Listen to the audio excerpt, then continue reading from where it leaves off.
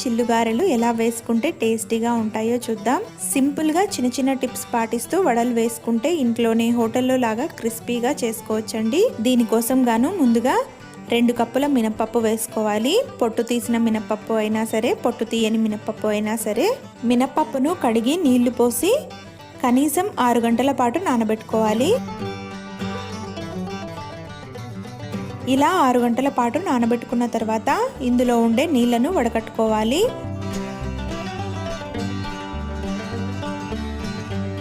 నీళ్లు వడకట్టుకున్నాక మినపప్పును మిక్సీ జార్లో వేసుకుందాం. ఇప్పుడు మినపప్పును మెత్తగా గ్రైండ్ చేసుకోవాలి.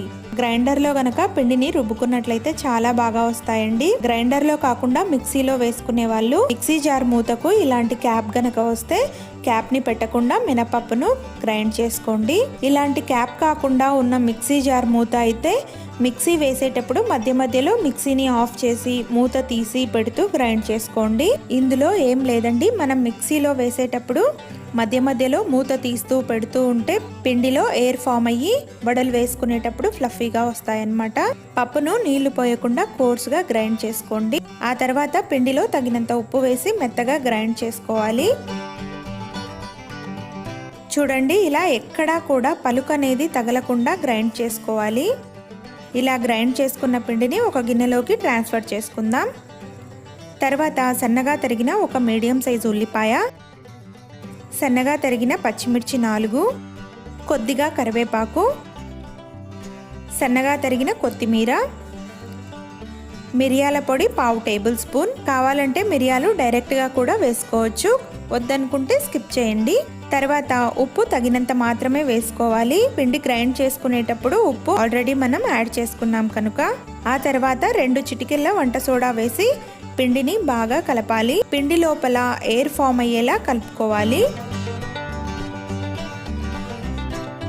మనం కలుపుకున్నటువంటి పిండి పర్ఫెక్ట్గా ఉందో లేదో తెలియాలంటే ఒక గిన్నెలో సగం వరకు నీళ్లు తీసుకొని కొద్దిగా పిండిని వేస్తే నీళ్లపైన పిండి ఇలా తేలాలండి.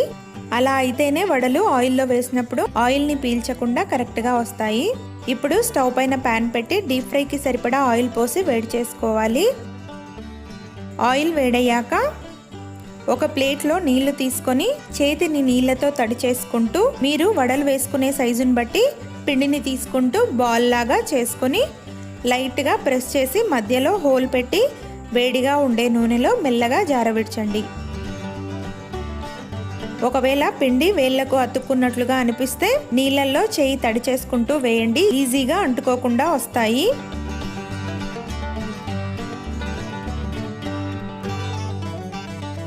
మంటను మీడియం టు హై ఫ్లేమ్లో ఉంచి 2 వైపులా కూడా మంచి గోల్డెన్ బ్రౌన్ కలర్ వచ్చే వరకు ఫ్రై చేసుకోండి. ఆయిల్ ఎక్కువగా పీల్చకుండా పైన క్రంచీగా లోపల సాఫ్ట్గా వడలు తయారవుతాయి. వీటిని కొబ్బరి చట్నీతో కానీ పల్లీ చట్నీ కాంబినేషన్తో కానీ తింటే చాలా రుచిగా ఉంటాయి. మీకు ఈ వీడియో నచ్చితే లైక్ చేసి సబ్స్క్రైబ్ చేసి బెల్ ఐకాన్ క్లిక్ చేయండి. ట్రై చేస్తే ఎలా వచ్చాయో కామెంట్ సెక్షన్లో షేర్ చేయండి.